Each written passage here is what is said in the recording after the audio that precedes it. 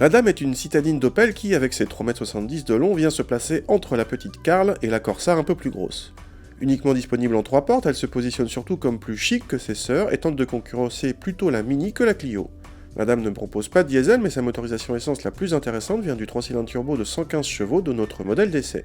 Il est le plus puissant de la gamme, hors Dame S et ses 150 chevaux. L'un des atouts de la Dame vient de sa personnalisation, ici le toit blanc est en option à 500 €. A l'intérieur, on apprécie une présentation plutôt flatteuse pour la catégorie, avec là encore beaucoup de possibilités de personnalisation.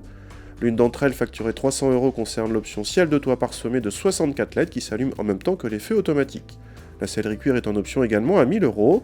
À l'arrière, l'habitabilité est limitée, notamment en espace aux genoux. Vous pouvez presque envisager cette Dame comme une 2 places et 2 places arrière de secours. Le coffre est inférieur à 200 décimètres-cubes, même pour une petite citadine, c'est petit. Contact et le petit 3 cylindres se révèlent discret, une bonne surprise. Il se montre également peu vibrant, même lors des interventions du stop and start. Il reprend bien un bas régime et monte sans rechigner jusqu'à 6000 tours, même si la puissance maximale est obtenue plus tôt. La voiture est agréable en ville et n'a pas du tout peur des routes ni des autoroutes où elle relance facilement malgré une boîte un peu longue. Côté châssis, la voiture est un peu ferme à basse vitesse, mais cela s'arrange sur route.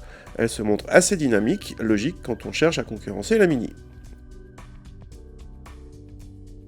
Mais si la Mini est prise pour exemple sur certains éléments, elle ne l'est pas pour le budget.